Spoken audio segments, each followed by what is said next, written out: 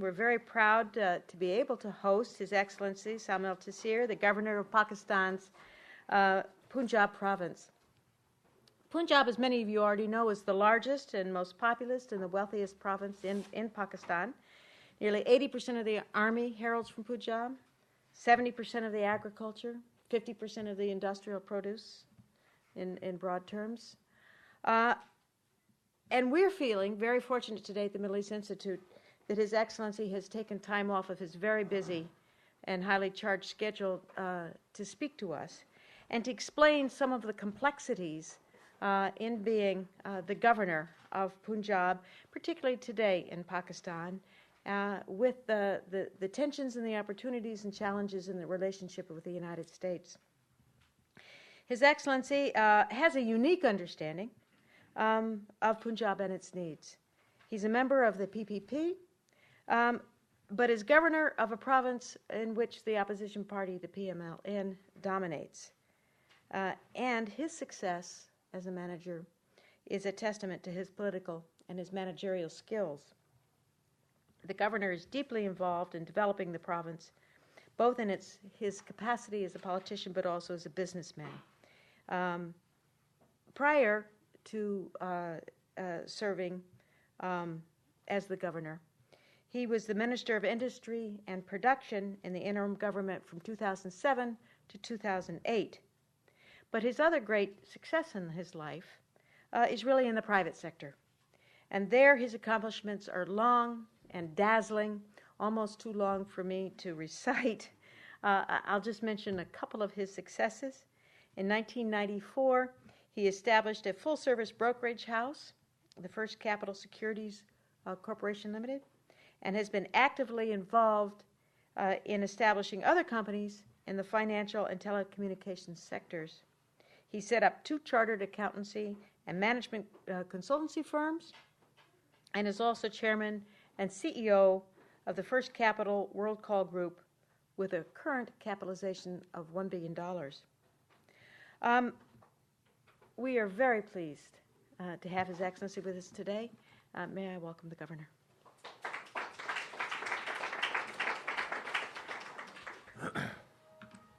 Thank you. Good morning.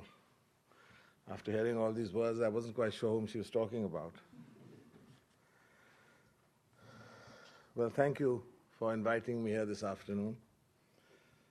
What I would like to talk about is Pakistan's new democracy, Pakistan's strategic imperatives, the congruence of Pakistan and United States interests, and the way forward.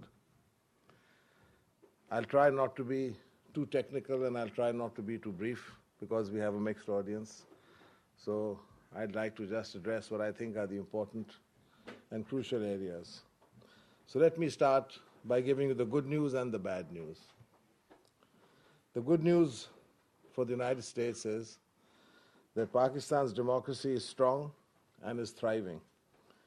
Every month, we are strengthening the federation by consensual legislation and developing institutional reform, the most important being the 18th Amendment to the 1973 Constitution.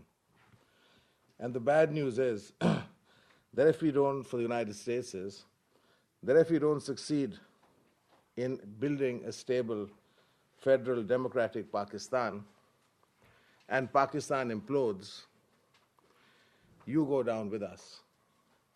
Make no mistake about that. If Pakistan implodes, the fires that will spread in the region and the area around will not only impact the Middle East, but will be lapping on the shores of Europe and the United States of America.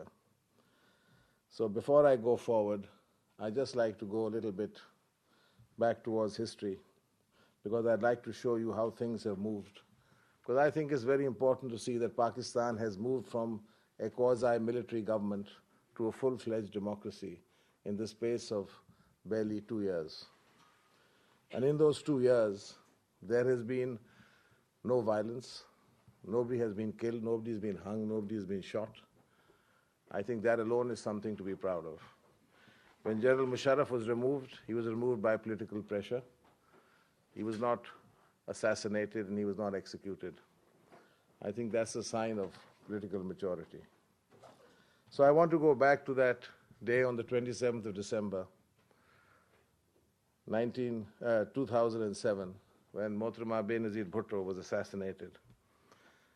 That was a day when the United States markets came down, when gold prices soared, and Pakistan was on fire.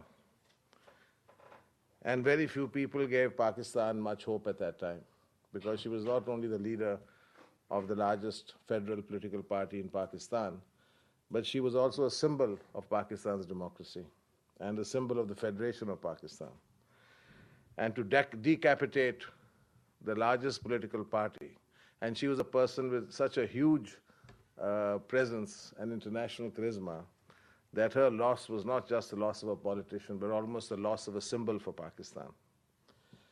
So to come from that tragic assassination, when Pakistan was on fire and a lot of the enemies of Pakistan felt that this was the end of Pakistan, and the slogan at that time on the streets was Pakistan na khape, Pakistan will not survive. And at that time, who's now President Zardari, he raised the slogan that Pakistan khape, Pakistan will survive. And I think that was a message which went through the country. And we then went on to contest the February 18th elections in 2008, where a lot of people said, don't contest the elections. This is not a time to contest elections. Go to the streets, unleash street power. But the People's Party felt what was part of the message and the symbol of Benazir Bhutto's politics, that Pakistan is a democratic country and the best revenge is democracy. So we went into the 18th February elections, which produced a fractured result. And a fractured result was something which could be either very destabilizing for Pakistan if the wrong initiatives were taken, but instead we showed a great degree of maturity. What we did, in fact, was that we formed coalition governments both in the center and in the provinces, which is we gave all the political civil forces a part of made them investors in the political process. And that was not part of Pakistan's previous tradition. Previously in Pakistan, the incumbency of one party meant the demise of the other. There was always confrontation. But this time, in a show of great political sagacity, considering that Benazir Bhutto had been assassinated and that the political forces had been clashing in the past, and we come from a country of different ethnic, cultural, complex backgrounds, we still went ahead with forming coalition governments. And if you look just recently in the UK, they've had a coalition government, and when that even was coming up about a hung parliament, there was all this, huge reaction that what's going to happen, and British democracy is going to take a downturn, and we will be destabilize the whole structure. And for Britain to feel like that, and for Pakistan to be in that position, and then to go ahead and form a coalition governments, I think was very, very significant. So we went ahead with that. We made everybody a stakeholder in the political process, and then went on to what I call federation building legislation. Because the long period of General Musharraf's government left a lot of people out of the political structure.